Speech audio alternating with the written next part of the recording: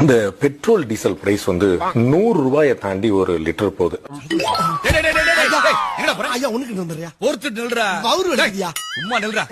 ஒரு சாமானியனுடைய வாழ்க்கையில இவ்வளவு பெரிய தாக்கத்தை ஏற்படுத்தக்கூடிய விஷயத்துல மத்திய அரசு என்ன செய்யுது?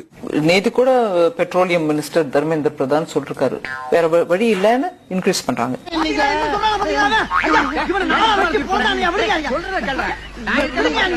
பெட்ரோலியம் பிரைஸோ டீசல் பிரைஸோ கவர்மெண்ட் கட்டுப்பாட்டுல இல்லைங்க. ஆயில் மார்க்கெட்டிங் கம்பெனிஸோட அதிகாரத்து கஷேத்திரத்துல தான் இருக்குது. நம்ம கட்டுப்பாட்டுல இருந்து நாம தான் கொடுத்திருக்கோம். இவன் இவ்வளவு பெரிய பிரில்லியண்டா? Yes sir. அங்க விலை உயர்ந்த உடனே இங்க நம்மளுக்கு ஏத்திடுறாங்க. விலை குறைஞ்ச போது குறைக்கலையே அப்படின்னு கேட்டா ஆன் த ஸ்பாட் விலை குறைஞ்ச போது நாங்க வாங்க முடியறது இல்ல. எலெக்ஷன் ஒட்டின ஒரு 3 மாசம் விலை ஏறவே இல்லை. அதுக்கு முன்னாடி ஜனவரி பிப்ரவரிக்கு ஏறிந்துச்சு, அதுக்கப்புறம் ஏறல. எலெக்ஷன் முடிஞ்ச உடனே திரும்ப ஏற ஆரம்பிச்சு.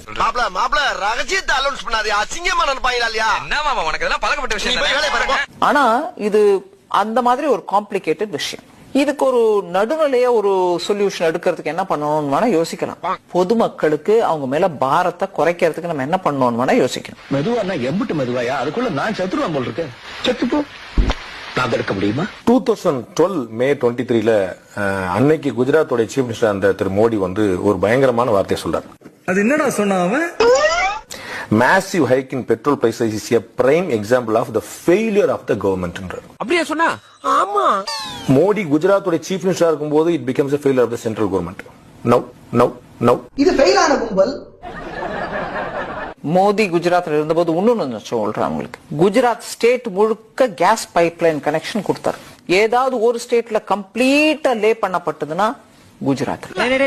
நீ ஒரு அண்ட புழுக, ஒரு ஆகாச புழுக எனக்கு தெரியும்டா. மாத்தி புழுவாதீங்க. இது எனக்கு இப்ப தமிழ்நாட்டுல எனக்கு அரிசி ரொம்ப விலை ஏறுதுங்க, நான் கஷ்டப்பட்டா கோதுமை சாப்பிடுங்கன்னு சொல்ற மாதிரி இல்லைங்க. அது சாரி, இன்னைக்கு அரிசியும் கோதுமையும் பத்தி பேசும்போது உணவு, அதுல நம்ம அந்த பேச்சு இடம் கொடுக்க.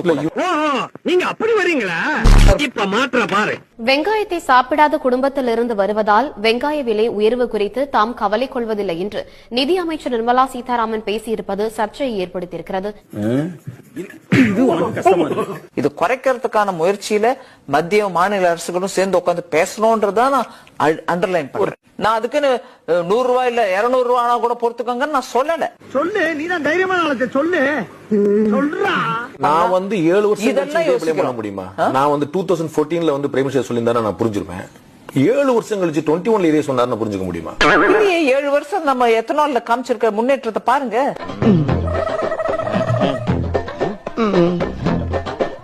என்னடா உள்ள ஒண்ணுமே இல்ல. பெர்ஃபெக்ட். அப்ப அந்த 15%ல ஒரு காஸ்ட் ரிடக்ஷன் இருக்கணும்ல. அட்லீஸ்ட் அது நம்ம வந்து பெட்ரோலோட காஸ்ட் கிடையாது எத்தனால், அதனால தான் நம்ம எத்தனால் மிக்ஸ் பண்ண சொல்றோம். அது வந்து குவாலிட்டியான ஃபியூலும் கூட. அப்ப அந்த காஸ்ட் அதுல ரெடியூஸ் ஆகணும்ல, அதுவும் ரெடியூஸ் ஆகலையே. அதை எடுத்து அவங்க பெட்ரோல் மினிஸ்டர் சொல்றேன் நான். எனக்கு நல்லா வரும் வேண்டாம். அடுத்தபடி இந்த கேஸ் சிலிண்டருக்கான விஷயத்தை உனக்கு நீ அவால நம்மால இல்லனே. கேஸ் சிலிண்டர் வந்து நம்ம மானியம் டைரக்டா கொடுக்க ஆரம்பிச்சோம். அப்ப மானியம் கொடுக்கும்போது நம்ம வந்து 400 ரூபாய் கேஸ் சிலிண்டர் விலை இருக்கும்போது 23 ரூபாய், இன்னைக்கு 700 ரூபாய் கேஸ் சிலிண்டருக்கும் அதே 23 ரூபாங்கிறது கிட்டத்தட்ட பப்ளிக் வந்து ஒரு ஏமாத்துற மாதிரி ஆயிடுச்சு. உனக்கு உண்மை தெரிஞ்சு போச்சு, உன்னை விடக்கூடாது, இன்னொரு பாயாசத்தை போட்டுற வேண்டியது. இதெல்லாம் பத்தி ஒரு ரிவ்யூ கமிட்டி பண்ணிட்டே இருக்கும் வேலை. அது ஒவ்வொரு மாசமும் அதோட ரிப்போர்ட் கொடுக்காது. இப்போ மானியத்தை ரிவ்யூ பண்ண வேண்டிய நிலைமை வந்திருக்குன்னா அவங்க பண்ணுவாங்க. இப்ப பணம் வரதுக்கு எவ்வளவு நேரம் ஆகும்? நேரமா? அது 4-5 நாள் ஆகுங்க. ஏன் இந்த பெட்ரோல் டீசல் எல்லாம் வந்து ஜிஎஸ்டிக்கு கொண்டு வந்துடக்கூடாது? நம்ம நாங்க கொண்டு வந்துட்டோமே. அலண்டு போயிட்டேன். It is already in the list of GST items. பெட்ரோலியமும் இருக்கு, ஆனா 0 ரேட்ல இருக்கு. அது எப்படா நெஞ்சில கொஞ்சம் கூட ஈரம் இல்லாம இவ்வளவு பெரிய பொய் சொல்ற? ஒரு காமன் மேனா ஒரு கன்விக்ஷன் பாயிண்ட் தெரியல. நான் வந்து வாங்கக்கூடிய எல்லா பொருளுக்கும், ஒரு பழத்துக்கு, பேப்பருக்கு, எல்லாத்துக்கும் நான் டாக்ஸ் கட்டுறேன். அப்ப திரும்ப வருமானத்துக்கு ஒரு டாக்ஸ் கட்டணும். அதை அபாலிஷ் பண்ணாதான் என்ன? அறிவு இருக்கா உனக்கு? மடப்பல, முட்டாப்பல, சோத்த திங்கிறியா? சோத்த விட்டு லட்டிய திங்கிறியா? சோத்த தான் திங்கிறேன். கிட்டத்தட்ட 25% ரெவென்யூ அதுல இருந்து வரதுனாலயா? பல காரணங்களுக்கா? அதுவும் ஒரு ஒன் அமங் ரீசன்ஸ். பல விதமான காரணங்கள். செக்யூரிட்டி ரீசன்ஸ் தான் இருக்கும். இல்ல, பல விதமான காரணங்கள். என்னன்னு சொல்ல மாட்டேங்கிறானையா? தனியார் மயமாக்கல் அவ்வளவு பெரிய தேவை என்ன? ஏன்னா வருமானம் வேணுமே. பிளட் கொடுக்கலாம், கிட்னி கொடுக்கலாமா? அந்த மாதிரி இல்லைங்க, வருமானம் வேணும். காசு காசு கொடு காசு கூறா. இந்த குழம்பு பிழைக்கிறதுக்கு என் கூட வந்துருங்க 3 வேளையும் சுடுசோறு சாப்பிடலாம். இல்ல பிரைவேட் பிளேயர்ஸால ப்ராஃபிட்டா பண்ண முடியும்னா நம்மளால பண்ண முடியுங்கிறதா நாங்க லாஜிக்கா இருக்கணும். நம்மளால பண்ண முடியல, ஆனா பிரைவேட் பிளேயர்ஸ் பண்ண முடியும்னா சம்திங் ராங் வித் தி கவர்மெண்ட்ல. ஆமா ஆமா.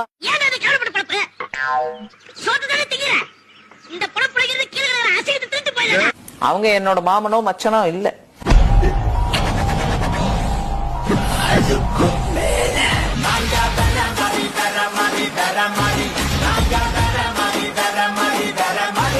அவங்க என்னோட மாமனோ மச்சனோ இல்ல. சரிதா? இந்தியால எங்கேயாவது யாராவது ஒருத்தர் வந்து நான் இந்தியன் ருப்பி நான் வாங்க மாட்டேன், இந்தியன் மணி வாங்க மாட்டேன்னு சொல்ல முடியுமா? முடியாது. இத என்னால மட்டும் இல்ல இந்த நாட்டுல இருக்க எவனாலையும் சொல்ல முடியாது. டோல் கேட்ல எல்லாம் சொல்றாங்களே, அது சொல்லுவாங்க, சொல்ல சொல்லிருக்கோம். ஏன் தம்பி எல்லா கேமராவும் ஓடிக்கிட்டு இருக்கு? ஆமா எல்லாம் தான் ஓடுது. பண்ணுங்கன்னு சொல்றாங்க. நீங்க சைன் பண்ணி கொடுத்த ரூபாய் வந்து வாங்க மாட்டேன்னு ஒருத்தர் சொல்றதா எனக்கு பெரிய கேள்வி. இல்ல வாங்க மாட்டேன்னு அது நிராகரிக்கிறது இல்லைங்க. சிஸ்டம் அங்க அப்படி. வெளியே வா மம்பட்டி நடுமண்டு தொடக்கல அலோவ் பண்ண மாட்டேன், ரோட்ல உள்ள நீங்க போக முடியாதுன்னு சொல்றாங்க. நீங்க அதே பாயிண்ட்ல நீங்க கேட்டு இருந்தீங்கன்னா சரி. அடிச்சு கேட்டாலும் சொல்லாரான்னு அவன் சொல்றான், சொல்லலனா அடிப்பேன்னு இவங்க போட்டு அடிக்கிறாங்க. இவங்களுக்கு மத்தியில இப்படி சிக்கி சீரழிறனே. ஒரு முக்கியமான கேள்வி இருந்தது, நம்ம சைனா வந்து இந்தியன் டெரிட்டரிக்குள்ள வரவே இல்லைன்னு சொல்லி சொல்லிட்டு இருந்தோம். இப்போ வந்து மினிஸ்டர் ஆஃப் எக்ஸ்டர்னல் அஃபேர்ஸ் வந்து நாங்க சக்சஸ்ஃபுல்லா டிப்ளமசியா முடிச்சிட்டோம், நாங்க வந்து அவங்க திரும்பி போயிட்டாங்க சொல்றோம். ரெண்டுல எது உண்மை? ரெண்டு உண்மையா இருக்க முடியாது. என்னடா செல்லம் குழப்புற? அவங்க தாண்டி உங்க பேட்டைக்குள்ள வந்துட்டாங்கன்னு சொல்லல. இல்ல நம்ம ஏரியாக்குள்ள வரலன்னா அவங்களை எப்படி திரும்பி போக சொல்லுவோம்? அந்த பாயிண்ட்ல இருந்து நீங்க போயிடுங்கங்கறோம். It is getting closer to my பாயிண்ட்ங்கறோம். அது என்ன, இந்தியால எந்த ஒரு எம்எல்ஏ ரிசைன் பண்ணாலும் உடனே பிஜேபி